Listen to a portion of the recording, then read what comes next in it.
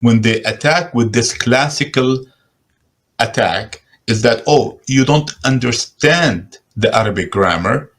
This is a classic line of attack.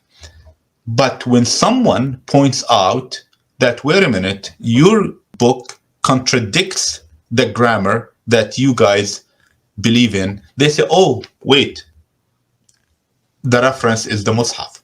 Of course, the reference is the Mus'haf. That's as far as the grammar. But as far as the words, I am surprised. I'm really surprised when I ask people, what does this word mean? And they get frustrated. And at the end, they say, why are you doing this? Why are you complicating things?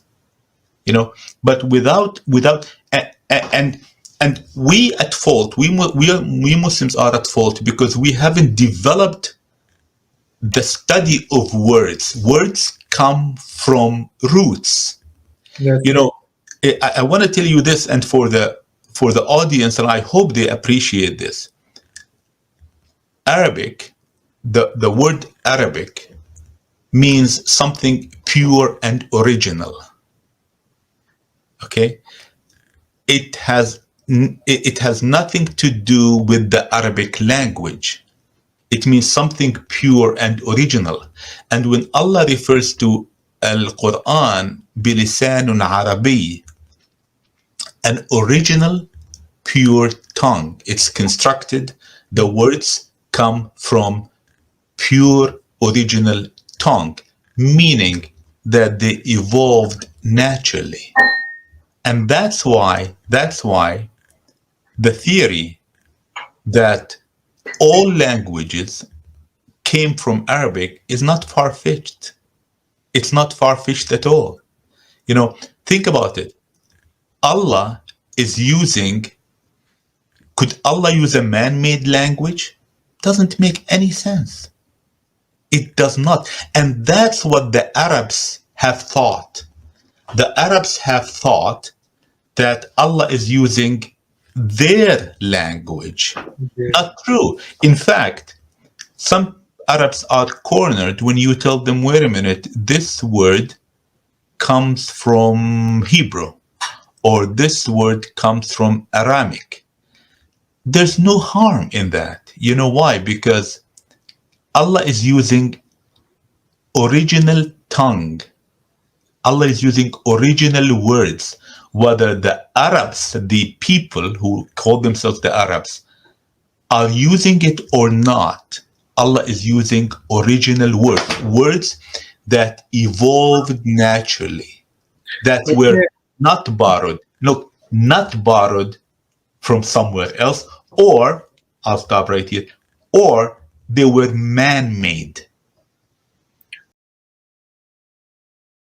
They are the same, basically, because what these people do, they hijack everything. Everything is hijacked and twisted. We know that this is what they do. So Jer is actually Dar, yeah, and Salam, peace. Salem, Shalom, whatever, they changed this. Apparently, Hebrew, Aramaic, Greek, they're all demonic languages that have been created from Arabic. So, yeah, you can actually make languages from Arabic. You can spend a long time and make new languages, turning things opposite, twisting things. And yes, so there's a lot of evidence to support that everything does come from the Arabic language, not basically the Quranic Arabic, or as close to the Quranic Arabic as possible. And yeah, just to give you some off the top of my head, Ard, yeah, earth. Ard, doesn't Ard sound like earth? Yeah, you can see how close they are. I'm sure there's better examples, but anyway, Jerusalem, Darus Salam, Jerusalem. Oh yeah, and Eden, yeah, Eden, Adnin, Firdaus, we'll come to that, paradise, Faradis. You're going to see that all of these words really and truly do come from Arabic. And then there's another thing. Yes, the Hebrew language didn't exist as a spoken language. Most of these words actually are basically the same as Arabic anyway. Yes, so they're basically the same. So let me just send you a picture of the Bible, because this is not a joke. Yes, because I've seen people are preaching, and it's not just preaching. People are spending thousands of pounds. People are so worried about their future. People want to know the truth. Yes, it's not a joke. And we see, and this book called the Bible, yeah, we call it holy. Whether it's holy or not, that's your interpretation. But this book, yes. Now, Ahmed Didat and Zachary Wright pointed out it's in one place. Yeah. So far, I've shown, hey, it's in two places. This book is the history of the Mohammeds, or the Mohammedans. Now let's go through more. Now, let me just send you all these things. It's absolutely ridiculous. And the silence of Professor Fomenko, yeah, it's not just criticism. I agree with Philip Drugenin. This is totally suspicious.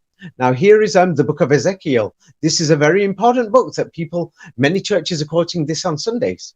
And now check this out. At the beginning, it says, "And you, son of man."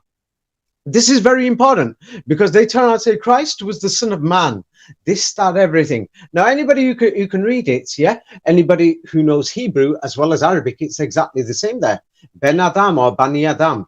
Yes, in Arabic or in Hebrew. And it doesn't say the son of man. It actually says the son of Adam. Then the word for sanctuary is mukaddas. Yes, which is very, very strange. Yeah, it's actually the same in Arabic. You know, most of these words. And then there's profane ma halal. You know, halal is what Muslims use. You know, halal. You know, Yes. before that word profane. So you can see the Arabic words there. This is basically you know, Arabic that's you know, modified. What's even worse? Let me show you this. You're going to think this is just a joke. Yeah, it gets even more ridiculous. Yes. It's not just the word Muhammad. Yeah. What becomes even worse is the word Muslim. Yeah. But you know, yeah. Please type this out so that people can see. In some countries, they spell Muslim as like that. In Like some in countries, Germany, yeah. In Germany, yeah. Mm-hmm. oh, do they? Yeah. Some countries spell it Muslim. Mm-hmm. Some people spell it Muslim, and some people spell it Muslim. Yeah. And the thing is, for example, in I know that in Serbia, because I've got Serbian friends, and they say Muslimani. Muslimani. Yes. And it sounds like it's spelled with an E, MESLIM, Muslimani. So it depends. So Even now in the German, thing is, just briefly, they also say, or the old old way of saying it would be Muselman. Muselman, yeah? yes, So, yes, you're correct, Muslim. Now, some people have tried to dispute that the word Aliman means the men of Allah, and they've tried to dispute and say it means all men. Oh, because they're going to go through a few old German words. We can go through many old German words and compare them to Arabic, and mysteriously, they're basically the same. I found this. It's not because I want to say it's to do with Allah, but even German words like allmächtig, or however they pronounce yes, it, allmächtig, or allwissend, almighty, yes. allwissend, or Allwissend, yes. Yeah. All-knowing. Mm-hmm. and allgegenwärtig, or whatever. Allgegenwärtig, yes. Ever-present, yes. Mm-hmm. Yes, all present. Yes, yeah, yeah. So in English we say all powerful, all knowing. Yes. So all man. Yes. In Arabic dialects actually means men of Allah or men of God. So now for God, it was all something. And then we've got Alleluia means, what do you call it? Praise to Allah. Or they're going to say it means praise Yahweh. I don't see Yahweh anywhere in this sentence at all. Yes. But they're going to say, this pronunciation has changed or been modified. Where? We can't seem to find it. We cannot find it pronounced in a single village or a single township in the entire European continent. It's hallelujah and it's alleluia. And in the entire Middle East or the entire Islamic world, it's still alleluia or ya Allahu. They say it backwards. Yeah, in the versions I know, they just added an H to the beginning, which is the typical thing. Add a silent letter to obfuscate. It's hallelujah in German, but yeah. But yeah. Yeah. Oh, they added the H on. Yes, like with Halig's Roman Empire or Halla's Roman Empire, Halla's Romanish Empire, Holy Roman Empire, or it should actually be Allah's Roman Empire. Another strange thing is, yes, let's go through the Bible. Yes, let's continue the context to do with Muhammad and the Middle Ages and everything. And the Bible tells you where you're going to find Jerusalem. Yes. I like this one. Mhm. Now the thing is, yeah, Professor Fomenko's pointed this out too. Yes. So now the thing is, the children of Israel have been captured. Yes, it's called the captivity, Babylonian captivity. And the most famous Bible, or the Bible that was used throughout, they claim during the Middle Ages and the Renaissance, and they've changed it as many times as they could. And they, the final versions in the 18th century, but they will claim that this is Jerome's version, St. Jerome's version, the Vulgate from the 3rd century. This is what historians say. So now if we stick to what they've said, this is the 3rd century Bible. Okay, this means for the last 1,700 years, it says in the Bible, in Obadiah, in the book of Obadiah, it says Jerusalem is in the Bosphorus. Oh, there's going to be some people who are going to be disputing with this. So now let's have a look at, the modern Bible. I like the way these people dispute with their forgeries and their translations and playing around with words. Yeah, because I studied many languages, I had a look at Spanish, Hebrew, everything. It's difficult to, to brainwash somebody like me. But the average person might fall for it. So please don't fall for it.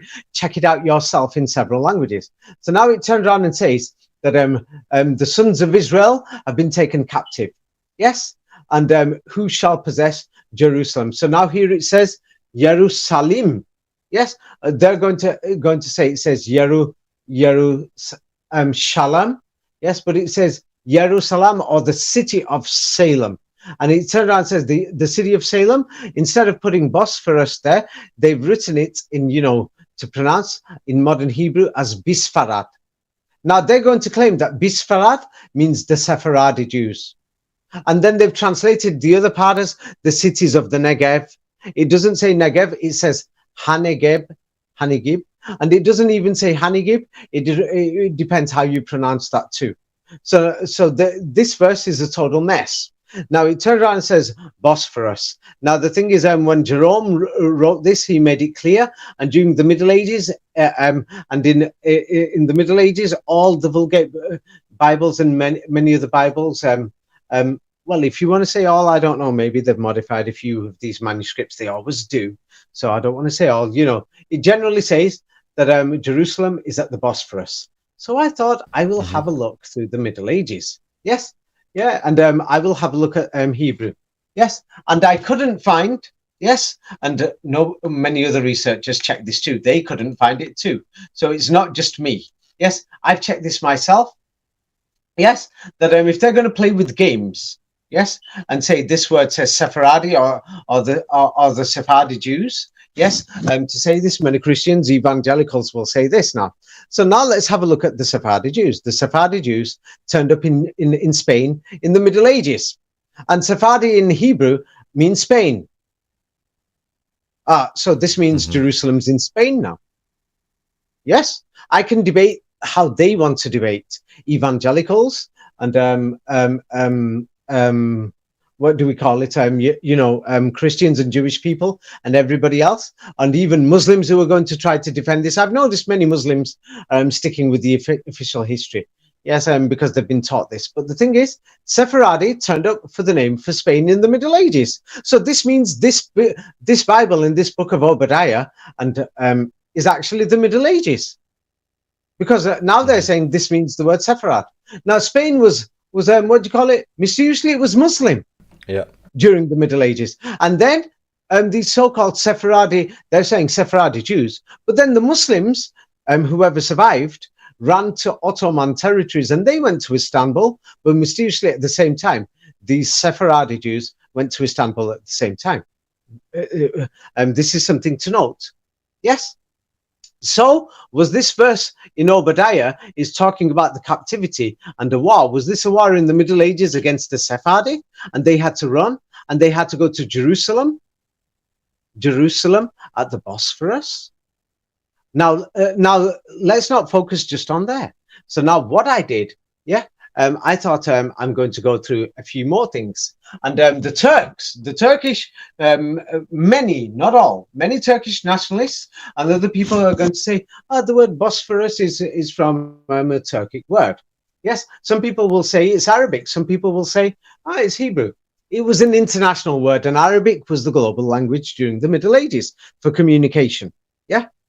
Anyway, so I thought I'll have a look at in Arabic in Wikipedia, and I found that the word to travel in the sea is two words. It's bar sefar, and that's where the word bar sefar came from. Bosphora, yes. In Greek, Bosphorus, yes. Greek and Latin, they've added the us on, so in English you'll say Bosphorus, yes. So it's Bosphor, yes.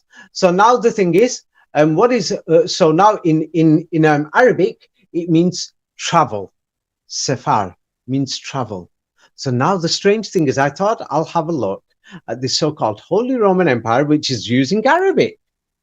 This is very important because we seem to find all these Arabic coins in Northern Europe that doesn't make sense. And the evidence shows hundreds of millions of Arabic coins were used in Northern Europe.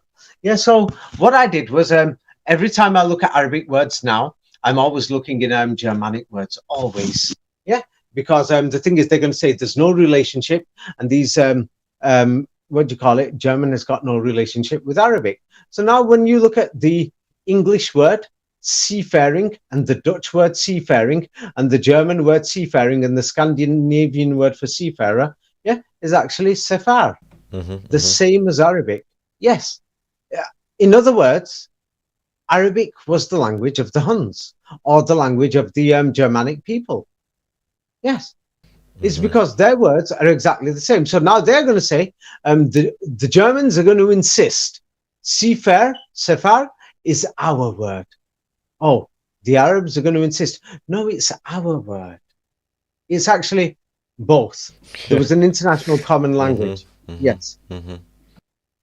Yeah. So the thing is, these are the things. So now the thing is, another thing is, so Latin, yes, Latin, they're going to say it's ours. Yes. So now the sea separates waterways.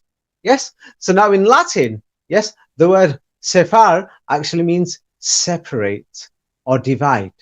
Yes. The Bosphorus divides Europe from Asia. So now Istanbul is located at the place of water or water travel or seafarer, and it's located at the place, yes, where the division of the continents between Europe and Asia.